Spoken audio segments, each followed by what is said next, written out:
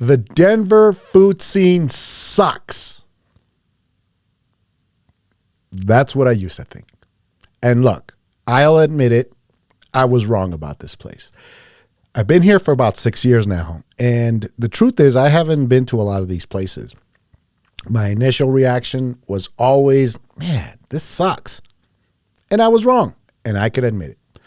But before I do, welcome to 10,000 Tacos. I am Isidro Salas, the proud son of a taquero, the proud son of taqueros, actually, right? But thank you for coming on the show today. Today, I want to talk to you a little bit about this notion that the Denver food scene sucks. And when I say Denver, the truth is the majority of the people in this state of Colorado reside in the Denver metro area. So that's where you're going to find a lot of the different types of foods, the different types of truck stops, everything from everywhere, right? But Colorado is a big state and it has a lot of different areas. And what I hear a lot is when they talk about the food in Colorado, it's Denver. And it's not, because Denver is relatively, the metropolitan state or area is not as big. The food here gets a bad rap. And I used to be one of those who used to say that the Denver food scene sucked. And I did a lot of soul searching. And you should always do soul searching, because it'll drive you to a better spot in life when you do a little bit of soul searching. I think, well, first of all, I could admit I was wrong. When we think about food, experience is really what tramples everything. Our experiences with the food is really intimate to us. And so when people argue about who has the best food or where you can get the best food and blah, blah, blah, they're really arguing over experience. It's just a lot of people talking over one another about experience. It really isn't taste. I could admit that now. I could admit that when I first got to the Denver area, I was like, this is like, and I read about it. It's called Denmex. Some people are like, even in Denver, they're like, I've never heard of that, because they don't read. I don't know, I guess. But yeah, and what I thought about it was like corporate Tex-Mex. And I know I might upset a few people from Texas. Tex-Mex is its own region, and it's good. Now, some people will trash it, and other people will love it. Again, experiences. Experiences drive what we see, what we smell, everything, right? But it's an emotion.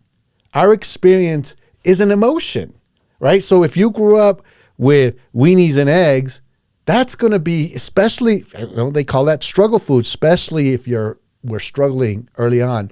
That experience will always be with you, especially if you go up in the ladder, corporate ladder or social ladder.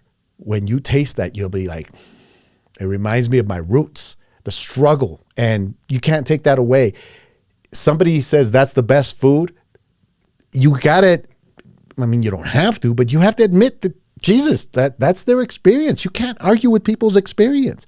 Their lived experience means a lot to them. So when they fight over who has the best what, this and that, it's experience. It's not taste. Now, I could say I'm a little confident about this. I'm not going to lie. I've been training my palate for the last 10 years, even more so because I got a head start.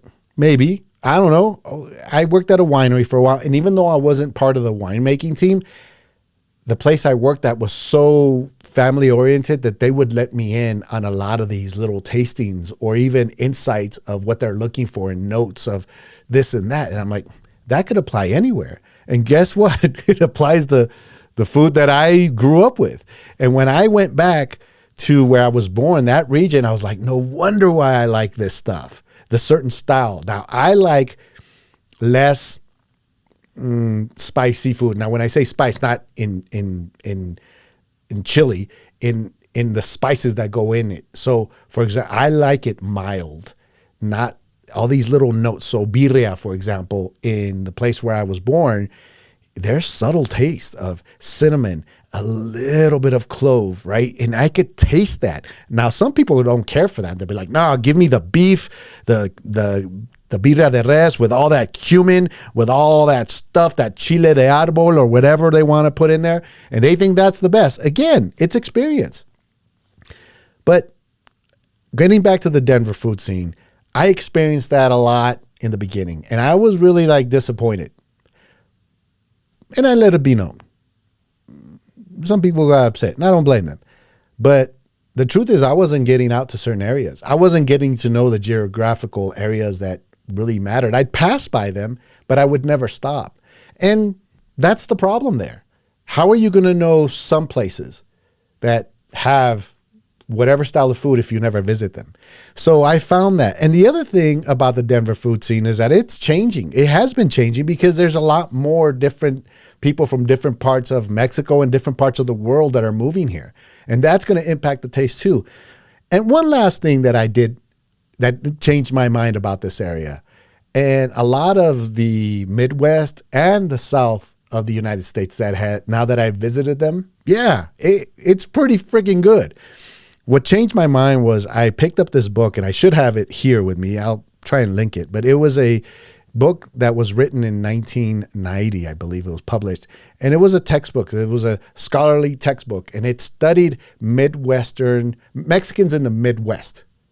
And to discover or to find out that in northern Colorado, for example, that was the beet industry. And in the late 1800s and early 1900s, a lot of Mexicanos came up to work the fields. And then they would go back to Mexico, and some stayed. That was over 100 years ago. Do you think they had the spices and all the ingredients back from Mexico City or down in the central part of Mexico? No. And just like in Texas, they innovated with what they had. And I believe that's where certain styles grew. So the food in Denver is pretty freaking good. Now, let me give you 3 of my favorite spots, right? And I'll put this on the show notes. The first one I have is this truck called, and this is no particular order as in what's my favorite. El Gaucho food truck. They're up in northern Colorado now in a little town called Eaton. But they also come down to Aurora once in a while. They were in Denver for a while. And I know he's expanding. The reason I like his food is because he has that Tijuana-style food, right? Heavy beef, aguachile, a lot of aguacate, guacamole, and just guacamole, right? No other, he doesn't get fancy. It's just straight up guacamole. And he cooks it just perfectly, right? Picaña, even his chicken and his style of food. It's a little pricey, but it's good. And, so that's one.